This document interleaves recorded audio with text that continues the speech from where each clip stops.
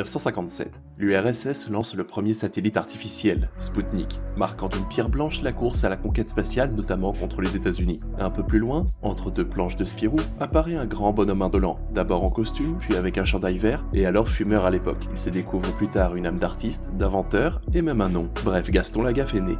1957, c'est aussi l'année où un jeune homme issu d'une famille pauvre s'acharne à reprendre l'univers des films noirs en bande dessinée pour l'orienter vers un public de lecteurs plus mûrs que les adolescents. Avec Kuroi Fubuki, Yoshihiro Tatsumi fonde le Gekiga, le manga pour adultes. Accusé de meurtre, le pianiste Suzumu Yamaji se retrouve menotté à son compagnon de convoi, l'escroc Shinpei Konta. Mais alors qu'une avalanche fait dérailler le train, ils profitent du chaos pour s'échapper ensemble. C'est alors le début d'une course-poursuite contre la police, mais aussi de terribles souvenirs. Très influencé par les films de l'époque, notamment français et britanniques, tels que le cinéma noir avec Le Troisième Homme d'Orson Welles, mais aussi et surtout Ouvrier, avec par exemple Des gens sans importance, dont il reprendra et adaptera les codes. Passant par des histoires sombres de travailleurs solitaires ou de prostituées, le réalisme social est sa marque de fabrique, ce qui lui permet de mettre en lumière la vie des moins chanceux, loin des super-pouvoirs et des romances innocentes. Malgré la réussite et les prix, il n'estime toujours pas donner à ces histoires la place qu'elles méritent. C'est pourtant sur ces fondations que le monde du manga en général sera obligé de le reconnaître, non seulement avec le Gekiga, qu'il défendra bec et ongles, mais aussi de grandir avec son public, engendrant par écho le style seinen